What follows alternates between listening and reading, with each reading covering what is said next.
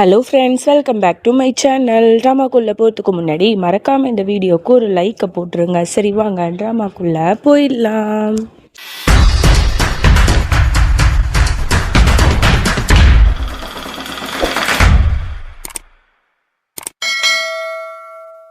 Starting சீனில் பரத்வாஜ் வீட்டில் தான் காட்டுறாங்க. பவிக்கு குழந்தை பிறந்திருக்கு இல்லையா, அதை செலிப்ரேட் பண்ணுற விதமாக வீடு முழுக்க டெக்கரேட் பண்ணி அழகாக வச்சுருப்பாங்க. நம்மளோட பவியையும் சீமா அழைச்சிட்டு வரா.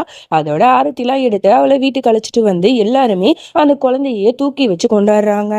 அதோட அந்த குழந்தைக்கு கிருஷ்ணா அப்படின்னு சொல்லிட்டு ஒரு அழகான பேரும் வைக்கிறாங்க. இந்த பேரை செலக்ட் பண்ணது சீமா தான். ஸோ அப்படியே இங்கே ஹாஸ்பிட்டலில் தான் காட்டுறாங்க. அந்த விஜய் என்ன பண்ணுறான், வேணும்னு வீடியோ கேம்லாம் பார்த்துட்டு இருக்கான், விளையாண்டுட்டு. அப்போ கரெக்டாக அந்த இடத்துக்கு ஜான்வி கோவப்படுறான். இந்த மாதிரி வேலையெல்லாம் இங்கே பண்ணக்கூடாது, இது ஹாஸ்பிட்டல் அப்படின்னு சொல்லிட்டு திட்டுறா. உடனே அவன் அவரோட கையை பிடிச்சி முறிக்கிறான். இந்த பாரு, எப்போ பார்த்தாலும் என்னை கண்ட்ரோல் பண்ணாத, புரியுதா? நான் விஜய் புந்தேலா, நான் எப்பேற்பட்டவன் தெரியுமா, என்னை பற்றி கேட்டுப்பாரு அப்போ தெரியும் அப்படின்னு சொல்லிட்டு பயங்கரமாக ஆட்டிடியூடாக பேசுகிறான். அவள் பயங்கரமாக திட்டி விட்டுட்டு அங்கேருந்து போயிடுறா. அதோட அவனோட செக்யூரிட்டி சார் என்ன சார் நீங்கள் எதுக்கு இங்கே இருக்கணும், நம்ம டிஸ்சார்ஜ் ஆகி போக சொல்லிட்டாங்க, வாங்க போகலாம் அப்படின்னு சொன்னால் நான் வரமாட்டேன். அந்த ஜான்விங்கிறவ நர்ஸை நான் என்னெல்லாம் பண்ண போகிறேன்னு மட்டும் பாரு, அவள் என்கிட்டயே மோதிட்டால, அவளே அழுது இந்த வேலையை விட்டு துரத்துறம்பாரு அப்படின்னு சொல்லிட்டு ரொம்ப திமுறா பேசிக்கிட்டு இருக்கான். என்ன பண்ண போகிறான்னு தெரியல. அதோட இங்கே நைட் ஆயிடுது. பவி தூங்காமல் குழந்தைய பார்த்துட்டு இருக்கா. குழந்தை நைட்டு ஃபுல்லாக அழுதுகிட்டே இருக்கு. புருஷங்காரனும் நல்லா பிடிச்சி தூங்கிட்டு இருக்கா.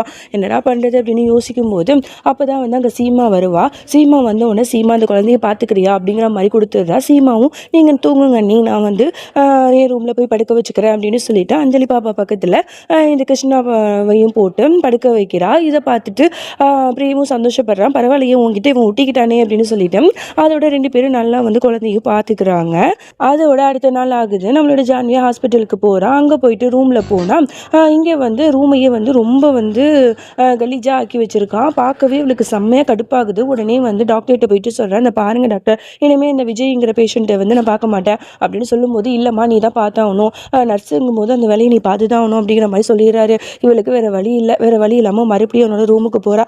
உடனே அவன் நல்லா சாப்பிட்டுட்டு பிளேட் எடுத்துகிட்டு போய் வை அப்படின்னு சொல்லிட்டு வேலையை விடுறான். உடனே அவள் கோவப்பட்டுட்டு வேறு வழி இல்லாமல் அதையும் பண்ணுறா. அதோட என்னை கூப்பிட்டு போய் வீட்டில் படுக்க வை அப்படின்னு சொல்கிறான். அவளும் பண்ணுறா. அதுக்கப்புறம் தலகாணியை சரி பண்ண சொல்கிறான். அந்த ஷூ இருக்குல்ல, அதை போய் எடுத்துகிட்டு வந்து என் கையில் கொடு அப்படின்னு சொல்கிறான். உடனே இவளுக்கு பயங்கரமாக கோவம் வந்தது. இந்த பாரு, உனக்கு அவ்வளோதான் மரியாதை, நான் நர்ஸு, அதுக்கான மரியாதையை எனக்கு கூட, புரியுதா? நான் ஒன்றும் நீ வச்ச வேலைக்காரி இல்லை அப்படின்னு சொல்லி திட்டி விட்டுட்டு அங்கேருந்து போயிடுறா.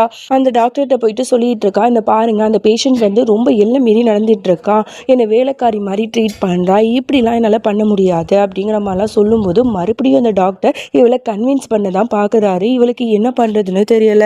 அதோட இங்கே வீட்டில் தான் காட்டுறாங்க. எல்லாரும் ஒன்றா உட்காந்து நம்மளோட ஜான்விக்கு மாப்பிள்ளை தான் பார்த்துட்டு இருக்காங்க. மாப்பிள்ளையோட ஃபோட்டோ நிறைய தரகரை எடுத்து காட்டுறாரு. அதெல்லாம் பார்த்துட்டு அது நல்லா இல்லை, இது நல்லா இல்லை, அப்படி இப்படின்னு சொல்லிட்டு எல்லாரும் பேசிக்கிட்டு இருக்காங்க. அதோட இங்கே ஜான்வி ரொம்ப டயர்டாயிட்டு வீட்டுக்கு வரா. வந்த உடனே ரோஹிணி என்னம்மாச்சு, ஏன் ரொம்ப டயர்டாக இருக்குன்னு கேட்கும்போது, இந்த மாதிரி ஹாஸ்பிட்டலில் நடந்தது, இந்த மாதிரி ஒரு பேஷண்ட் இருக்கான், அவன் என்ன ரொம்ப வேலை வாங்குறான் அப்படின்னு ரொம்ப புலம்பிகிட்டு இருக்கா.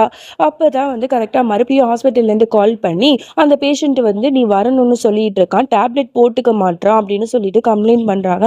உடனே அண்ணி நான் போயிட்டு வரேன் அப்படின்னு சொல்லிட்டு மறுபடியும் ஜான்வி ஹாஸ்பிட்டலுக்கு போகிறா. அங்கே பார்த்தா அந்த விஜய் வேணும்னே சாப்பிடாம மாத்திரை போடாமல் உட்காந்துட்டு இருக்கான். உடனே இவ தான் டேப்லெட்லாம் எடுத்து கொடுத்து போட சொல்கிறா. வேணும்னு தான் இதெல்லாம் பண்ணிட்டு இருப்பான். அதோட மேக்சின் நான் படிக்கணும் அப்படின்னு சொல்லுவான். உடனே அவளையும் எடுத்துகிட்டு கொடுக்குறா. அதை திருப்பி இதை திருப்பின்னு சொல்லிட்டு நைட்டு ஃபுல்லாக படிச்சுட்டு இருக்கான். ஏன்னா அவன் கையில் வேற அடிபட்டிருக்கும், அதனால தான் இந்த மாதிரி வேலையெல்லாம் இவளை பார்த்துட்டு இருக்கான்.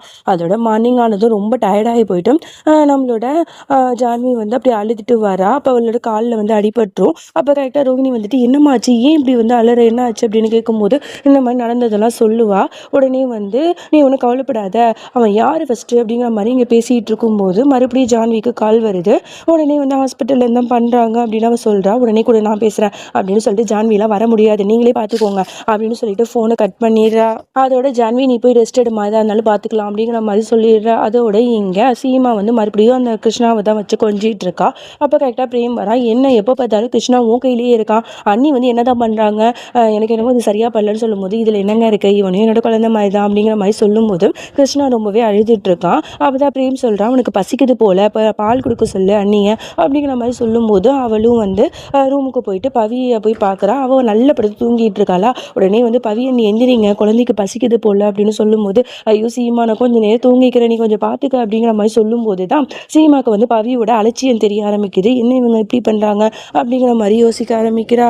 அதோட வந்து அடுத்த நாள் ஆகுது. எல்லாரும் ஒன்றா சாமி கும்பிடுறாங்க. அப்போ தான் வந்து வீட்டுக்கு இன்னொன்று லேடி வந்து என்ட்ரி ஆகிறாங்க. அவங்க யார் அப்படின்னா பவி இருக்கால, அவங்களோட அம்மா தான். அவங்க வந்து பெரிய பணக்காரங்க போல் நிறைய வந்து சீர்வரிசையெல்லாம் கொண்டு வந்து இறக்குறாங்க. அப்புறம் தன்னோட பேர கிருஷ்ணாவுக்கு வந்து தங்க செயினை கிஃப்ட் பண்ணுறாங்க. இதெல்லாம் பார்த்துட்டு மனோரஞ்சனி மூக்கு மேலே விரல் வைக்கிறாங்க. அந்தளவுக்கு பார்த்து பார்த்து இவங்க பண்ணிகிட்டு இருக்காங்க. அதோட வந்து தன்னோட பொண்ணை போயிட்டு பார்க்குறாங்க. பார்த்து கட்டி பிடிச்சிட்டு பேசிகிட்டு இருக்காங்க. அப்போ தான் சொல்கிறாங்க, எப்போ பார்த்தாலும் சீமா தானே வந்து நம்ம பேர குழந்தைய வந்து வச்சிட்டு இருக்கா, இதெல்லாம் நல்லாவே இல்லை, இந்த மாதிரிலாம் நீ வந்து அவகிட்ட குழந்தைய கொடுக்காத புரியுதா அப்படிங்கிற மாதிரிலாம் பேசிட்டு குழந்தைய வாங்கிட்டு வந்து பவிட்ட கொடுத்து நீ தான் இனிமே வச்சுக்கணும், அந்த சீமாவை விட்டு தள்ளியே வச்சுக்க, இல்லைன்னா அவன் உன் மேல பாசம் வைக்காம அவன் மேலதான் பாசம் வைப்பான் அப்படிங்கிற மாதிரிலாம் வந்தவனையே வந்து தீய பத்த வச்சுட்டு இருக்கா. இங்க நம்மளோட ஜான்வியும் ஹாஸ்பிட்டல் கிளம்புறதுக்காக சாப்பாடு பாக்ஸ் எடுக்கிறதுக்காக வரா. ரோஹிணியும் அவளுக்கு சாப்பாடுலாம் எடுத்து வைக்கிறா.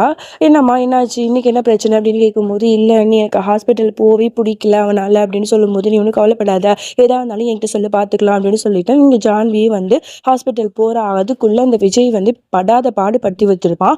மாத்திரை எல்லாம் போட மாட்டேன் அப்படின்னு சொல்லிட்டு எந்த நர்ஸ் வந்தாலும் அவங்கள வெளில துரத்தி விட்டுருப்பான். மாத்திரையெல்லாம் கீழே தூக்கி வீசியிருப்பான். அதெல்லாம் பார்த்துட்டு மறுபடியும் ஜான்வி வந்து எதுக்கு இந்த மாதிரி பண்ணிட்டு இருக்கா அப்படின்னு சொல்லிட்டு அவனுக்கு மருந்தெல்லாம் கொடுத்து அவனோட கையை வந்து கட்டெல்லாம் பிரித்து அவனோட கைக்கு எக்ஸசைஸ்லாம் வந்து பண்ண வச்சுட்டு இருக்கா. அப்போ வேணும்னே வந்து இவன் என்ன பண்ணுறான், என் கை வலிக்குது, என் கையை முடிச்சிட்டா அப்படின்னு சொல்லிட்டு கத்துறான். உடனே அந்த சவுண்டு கேட்டு ஹாஸ்பிட்டலில் இருக்கிறவங்க டாக்டர்லேருந்து எல்லாருமே வந்துடுறாங்க. என்னாச்சுன்னு கேட்டால் இந்த பொண்ணு வந்து என்னை பழி வாங்கிறதுக்காக என் மேலே இருக்கிற கோவத்தில் என் கையை முறிச்சிட்டா, என்னை வந்து நல்லாவே பார்த்துக்க மாட்டா அப்படின்னு ஒரு பொய்யை சொல்லிடுறான். அதை கேட்டு டாக்டருமே வந்து என்ன நீ இவ்வளோ மோசமான பொண்ணாக இருக்கா, ஒரு நர்ஸுனா அவங்களோட வேலையை வந்து பக்காவாக பண்ணணும், ஆனால் நீ என்னன்னா அவனோட வன்மத்தை வச்சுக்கிட்டு இவற்றை இப்படிலாம் பண்ணுறியா, எனக்கு அப்போவே தெரியும் இவற்றை நான் வேலை பார்க்க மாட்டேன் அப்படின்னு சொல்லிட்டு நீ சொல்லிட்டு தானே இருந்த, உன்ன மாதிரி பொண்ணெல்லாம் பார்த்தாலே எனக்கு அவ்வளோ கோவம் வருது அப்படிங்கிற மாதிரி ஜான்வியை எல்லாருக்கும் முன்னாடியே அசிங்கப்படுத்தி பேசிடுறாரு. ஜான்விக்கு அவ்வளோ கோவம் வருது, அவ்வளோ கஷ்டமா இருக்கா, அழுறா. அந்த பாருங்க டாக்டர் அப்படிலாம் ஒன்றுமே இல்லை, இவன் பொய் சொல்கிறான் அப்படின்னு சொல்லி பார்க்குறான்னா அவங்க கேட்காம நீ வந்து வேலையை விட்டு போயிடு அப்படிங்கிற மாதிரிலாம் ரொம்ப திமிரா பேசிடுறாரு. ஜான்வி அழுதுட்டு இதுக்கப்புறம் இங்கே இருக்க வேணான்னு சொல்லிட்டு அவள் எல்லாத்தையும் எடுக்கிறதுக்கு போகிறான். அங்கே அவளோட ஃப்ரெண்ட்ஸ்லாம் வந்துட்டு எனக்கு நல்லாவே தெரியும் ஜான்வி, அந்த விஜய் வேணும்னு தான் அப்படிலாம் பண்ணுறான், நீ ஒன்றும் கவலைப்படாத அப்படிங்கிற மாதிரிலாம் சொல்லிட்டு இருக்காங்க. அதோட இங்கே விஜய் தான் காட்டுறாங்க. அவனுக்கு ரொம்ப சந்தோஷமா இருக்கு. செக்யூரிட்டி வந்து கேட்டுட்டு இருக்கான், என்ன சார் இப்படிலாம் நடந்துருச்சு அப்படின்னு சொல்லிட்டு. ஆமாம் இந்த வேலை வந்து நான் இன்னும் அந்த அளவுக்கு வந்து பண்ணணும்னு நினச்சேன், இவளை வேலையை விட்டு தூக்கணுங்கிறது என்னோட பிளானு, எப்படிலாம் பண்ண பாரு நசிங்கத்தா வாழ்நாளில் மறக்கவே மாட்டான் அப்படிங்கிற மாதிரிலாம் சொல்லி திமிரா பேசிக்கிட்டு இருக்கான். அதோட இங்கே பவியை தான் காட்டுறாங்க. அவள் குழந்தைய பார்த்துட்டு இருக்கா. அவளால் குழந்தைய தனியாக மேனேஜ் பண்ணவே முடியல, பேசாமல் சீமாட்ட கொடுத்துடலாமா, ஆனால் அம்மா திட்டுவாங்களே அப்படின்னு சொல்லிட்டு யோசிச்சுட்டு இருக்கா. அப்போ கரெக்டாக சீமா வரா. சீமா வந்தோடனே சீமா இந்த குழந்தைய பார்த்துக்கிறியா அப்படிங்கிற மாதிரிலாம் சொன்னோன்னா அவளும் ஓகே அப்படின்னு சொல்கிறா. அப்போ தான் குழந்தைய வந்து செக்அப் பண்ணணும், டாக்டர்கிட்ட கூப்பிட்டு போகணும் அப்படின்னு சொல்லும்போது சரி நானே கூப்பிட்டு போகிறேன் அப்படின்னு சொல்லிட்டு ஜான்வி இருக்கிற ஹாஸ்பிட்டலுக்கு தான் போகிறான். அங்கே ஜான்வி அழுதுட்டு இருக்கிறத பார்த்துட்டு என்னம்மா ஆச்சு அப்படின்னு கேட்குறா. உடனே ஜான்வியும் நடந்த எல்லா விஷயத்தையும் சொல்கிறா. அந்த டாக்டர் வந்து நான் அசிங்கப்பா பேசிட்டாரு அப்படின்னு சொல்லும்போது உடனே குழந்தைய தூக்கி ஜான்விகிட்ட கொடுத்துட்டு அவளுக்கு பயங்கரமாக கோவம் வருது, நான் பார்த்துக்கிறேன் அப்படின்னு சொல்லிட்டு டாக்டரை போயிட்டு கண்ணா பின்னான்னு திட்டுறா. எவ்வளோ திமிரு இருந்தால் இப்படி பண்ணுவீங்க, ஜான்வி வந்து அவளோட வாழ்க்கையை இந்த நர்ஸு தொழிலுக்காக அர்ப்பணிச்சுட்டா, அந்த அளவுக்கு வந்து வேலையை பார்த்து பார்த்து பண்ணுவா. இத்தனை நாள் வரைக்கும் ஒரு நாளாவது கம்ப்ளைண்ட் வந்து கொடுத்துருப்பீங்களா, இப்போ வந்து எப்படி நீங்கள் என்ன மாதிரி சொல்லுவீங்க, நீங்கள் என்ன வேலையை விட்டு தூக்குறது, அவளை மாதிரி ஒரு நர்ஸ் கிடைக்க நீங்கள் தான் வந்து கொடுத்து வச்சிருக்கணும், நீங்கள் தான் வந்து அவளை வேலையை விட்டு தூக்கணும், அவளுக்கு இழப்பு கிடையாது உங்களுக்கு தான் இழப்பு அப்படின்னு சொல்லிட்டு பயங்கரமாக திட்டி விட்டுட்டு ஜான்வியை கூட்டிட்டு வீட்டுக்கு வந்துடுறா. அதோட இந்த பாட்டு நம்ம முடிச்சுக்கலாம். அதுக்கப்புறம் என்ன நடந்துச்சு அப்படின்னு சொல்லிட்டு நாளைக்கு பார்க்கலாம். Bye friends.